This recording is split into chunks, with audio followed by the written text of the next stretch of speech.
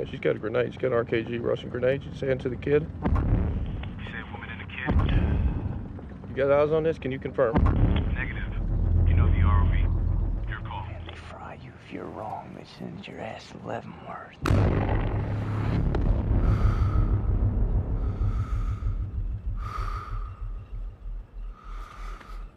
Roger that.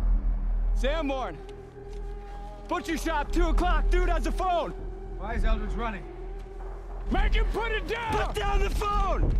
Come on, guys, talk to me. Drop the phone! Drop your phone! Hey, burn him, Eldridge! Burn him! Put down the cell phone! Eldridge, burn him!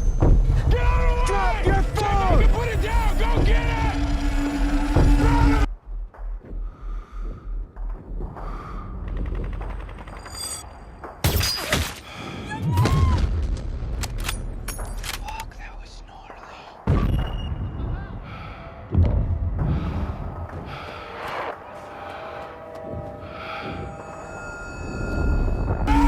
I can't get a shot!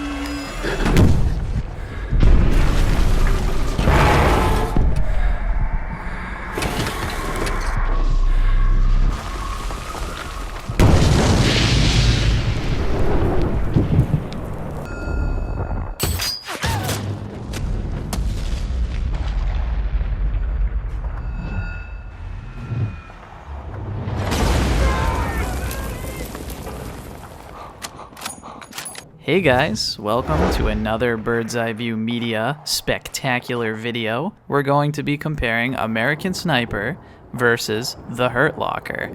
Both of these films are very high-tier war films. They both feature very in-depth main characters, and they cover many contemporary issues that rise from combat. In order to properly compare these films, we're going to take a look at categories that both films do well.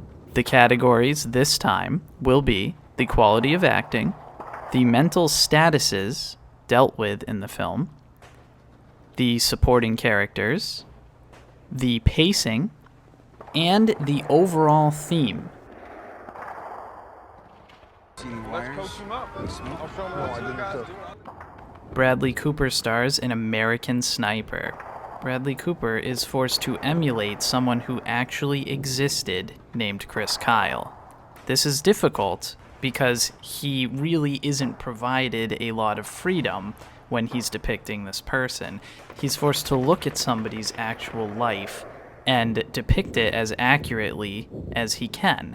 On the other hand, Jeremy Renner is going off of a script, which he did very well, but he is given a variety of more freedom than Bradley Cooper is, because he's not depicting a very precise real-life person. So Jeremy Renner is given more freedom to put perhaps a little bit of his personality into the role, while Bradley Cooper really needs to accurately emulate a real-life person. Naturally, this is very difficult because, as I'm sure you know, people are very deep.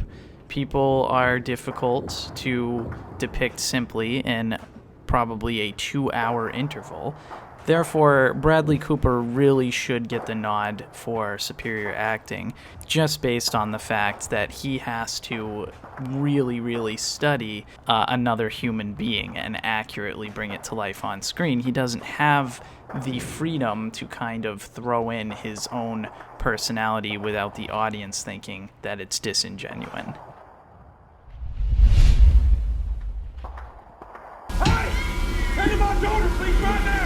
The mental state of the characters in these two movies. Obviously, being war movies and being in the contemporary war, we're going to have a lot of mental issues covered. American Sniper is all about post-traumatic stress disorder, or PTSD. This PTSD is explored in a variety of military films, but it is done very well in American Sniper. It's done through the eyes of someone who actually existed, not a fictional character. His PTSD may or may not be diagnosed and be a forefront of a problem. However, PTSD is commonly seen in those who Chris Kyle interacts with throughout the film. Fuck this place. The Hurt Locker has another very unique kind of mental state. The entire movie opens with a quote that flat out states that war is an addiction. And we definitely see that with William James. William James is all about disposing of explosives. He's all about the war lifestyle. There is an extremely powerful scene where we see William James standing in the grocery store, looking at all these different choices he has, and he just really feels out of place. He just doesn't care. Very minimal choices like these are things that in the grand scheme really don't matter. They really don't mean anything. Everything that is important to William lies in the Middle East. His motivations are very different than Chris Kyle's. Chris Kyle is all about helping his fellow soldiers. Complex? William James is purely about the lifestyle of war, purely about being the best EOD squad member. He really loves the lifestyle. PTSD is also present in the Hurt Locker. We see it a lot with Eldridge, and we do see it a little bit with William James right after they have a specific gunfight, but it is definitely not the forefront of the film like it is in American Sniper. So this really comes down to depiction. Chris Kyle does not experience PTSD to a high level, and William James seems to experience his addiction to war at a very, very prominent place. Because of the originality of the mental state having not been covered in many war films, this category will go to the Hurt Locker.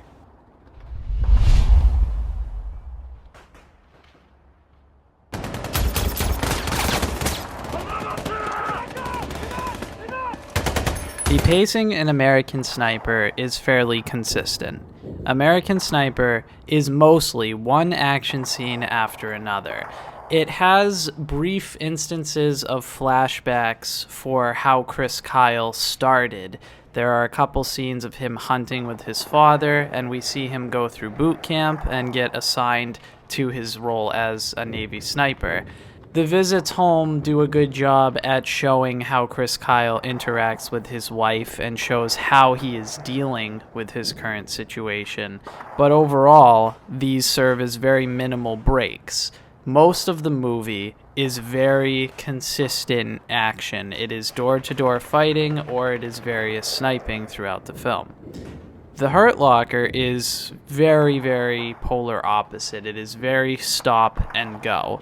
The Hurt Locker only has 2 or 3 scenes that are really high intensity. Most of the Hurt Locker is the interaction within the squad, or the kind of the inner workings of James's day-to-day life.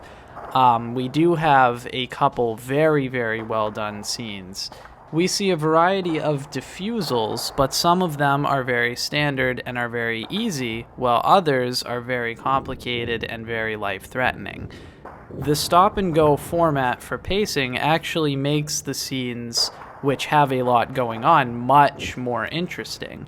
Something the Hurt Locker does very, very well is tension. When we have a lot of scenes that are primarily there just to build characters, the times we get these intense action scenes really put us on the edge of our seat.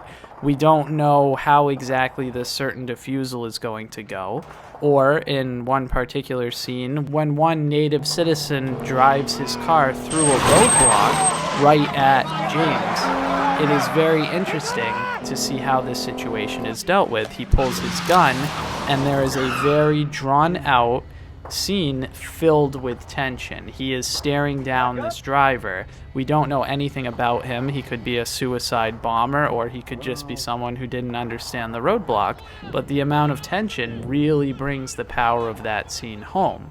The absolute best scene in the Hurt Locker is the sniping scene. This is very interesting to compare to American Sniper because obviously American Sniper is full of scenes with sniping.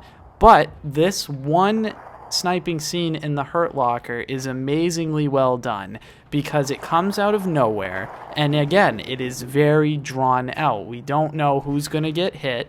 We don't know exactly where it's coming from for a while, And the length of them waiting out this other sniper and making sure the area is clear really shows the mental stress that the squad had to go through and the amount of effort it really takes to get out of a situation like that. For that reason, especially with military shooters, having a very stop and go style actually increases the quality of the film, because those times that have high tension feel much more intense, and we are much more invested in them.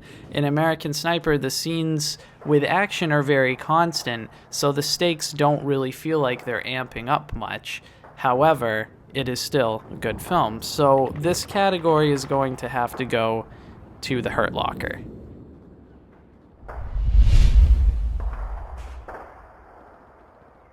Stay right there.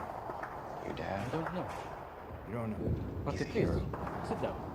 The overall theme is a very interesting topic to think about when it comes to these two films. American Sniper has an overall theme very based on PTSD, but not just the disorder, it also deals very heavily with the treatment of the disorder.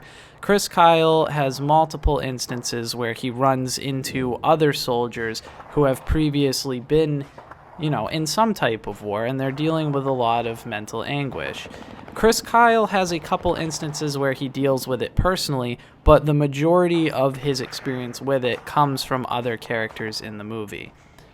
One of the most powerful scenes is when he's getting his car fixed, and in the waiting room, he meets a soldier that he pulled out of danger, who basically gets down on his knees and thanks him for saving his life, and then tells his son that his father is a hero. He follows it up by saying that a lot of soldiers are coming home with a lot of mental disabilities, and he recommends that Chris Kyle goes to the VA and actually tries to help them. Sometimes, Chris Kyle has become a very well-known legendary figure. It would mean a lot to a lot of these other soldiers for him to get involved. By the end of the film, Chris Kyle really takes him up on the offer, and he has multiple instances where we see him going to VAs and spending his free time with veterans, many of whom have been injured in combat or are suffering from PTSD. So the movie really depicts combat very well, but ultimately brings to the forefront how much of an issue PTSD is and how much of an impact that has upon someone's return. The Hurt Locker's overall theme is about addiction for the lifestyle of the military. This is done well. Jeremy Renner is seen in the grocery store, really feeling the lack of excitement in the everyday life in the United States, and it really seems as though everything he thinks about is all about being in the war, being across the sea, back in the action where everything is happening. He even goes out of his way when he's, off duty, goes into neighborhoods, doing his own personal missions that aren't necessarily even considered his job. This is all a testament to his need for adrenaline, to his need to always be in combat and to be part of the big conflict.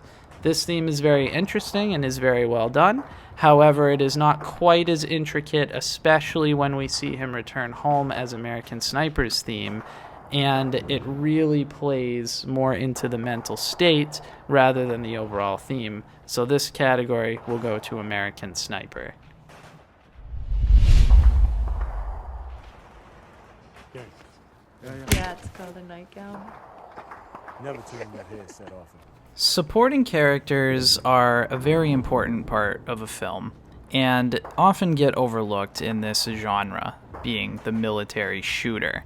For supporting characters in American Sniper, there are squad mates that do pop up throughout the film, but none of them are really even explored in depth at all. They're mostly just there to provide a sense of realism and to give Chris Kyle something to play off of. The real supporting character in American Sniper is the wife, which we have seen done in many different military movies. She's very stressed out that her husband is overseas in a dangerous position. We see a lot of the damage that this does at home, and she sees Chris Kyle experience a lot of the effects of war. The Hurt Locker supporting characters is entirely based around squad mates. We see Sanborn and Eldridge really experience their change in their EOD squad member. Jeremy Renner, playing William James, comes in and really changes up the dynamic of the squad. We see Sanborn really power struggle with this new addition to his squad, and we see Eldridge really dealing with quite a bit of stress. He is already experiencing the effects of war, and the last thing he needs is this high adrenaline squad mate coming in and really compounding everything into even much more elevated circumstances. The dynamic of this new addition to the squad really makes things complicated. It's not like we're just watching William James find bombs and try to defuse them. We see the difficulty that his squad has adapting to his style and dealing with his showboating, egotistical attitude. So that dynamic has been done dramatically less than American Sniper's very worried wife, and therefore the Hurt Locker definitely takes supporting characters. I can't get a shot!